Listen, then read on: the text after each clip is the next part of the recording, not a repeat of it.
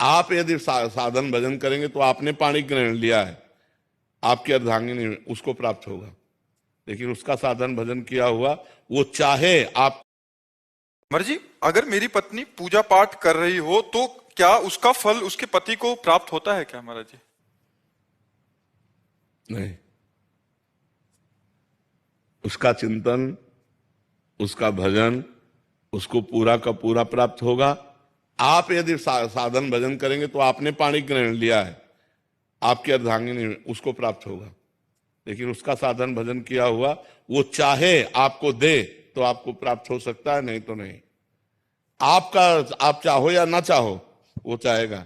जैसे आप गंगा स्नान करने गए तो उसका आधा पुण्य फल उसको मिलेगा, क्योंकि अर्धांगिनी है। पाणी ग्रहण आपने किया, उसने थोड़ी आपका हाथ रखा है, आपने उसका हाथ पकड़ा है।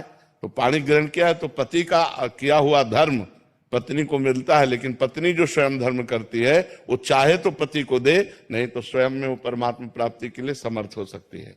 तो करना चाहिए आपको। पत्नी पूजा करती तो आप भी पूजा करो। भक्ति महाराज जी बहुत करते हैं, लेकिन भजन, आपका भजन सुनते हैं रात में नींद नहीं लगती है, 2-2 ढाई बज जाता है महाराज जी। भक्ति बहुत करते हैं यार, आज तक हम नहीं कह पाए भक्ति बहुत करते हैं। हमको भी संकोच लगता है कि अभी करते हैं महाराज जी, जितना हो पाता है उतना करते हैं, ड्यूटी के जितना समय निकाल पाते हैं। ये शब्द ठीक है, जितना हो पाता है उतना कर, बहुत करने में तो हम लोगों भी की हिम्मत नहीं इतना कह दें कि बहुत भक्ति करते हैं। आधा पत्नी ले जाती है ना। ना, खूब खूब नाम, भगवान का नाम जप करो, लेकिन रात में नींद नहीं लगती है महाराज जी। टेबलेट ले लो, नींद का टेबलेट ले लो, क्या करे बताओ। अब उसके लिए तो डॉक्टर से बात कर लो कि आपको नींद नहीं आती। नींद ना आने का मतलब है शरीर का अधिक परिश्रम से युक्त ना होना, माइंड का अधिक परिश्रम से युक्त हो जाना। अगर शरीर का परिश्रम सही हो जाए और माइंड शांत रहे तो आराम से नींद आ जाए। अब शांत कैसे रहे? मनोराज्य यही सबका चलता रहता है, ये होने के बाद ऐसा हो जाएगा, इतना हो जाएगा, फिर ऐसे हो जाएगा, फिर ऐसा कर लेंगे, फिर वो भोग लेंगे, फिर कोई टेंशन वाली भी बात आ जाती है, प्रतिकूलता वाली। वही सब सोचते सोचते क्या होता है, मन अशांत हो जाता है। अशांत से कुतः सुखम, जो अशांत मन है उसमें सुख नहीं तो नींद कहाँ।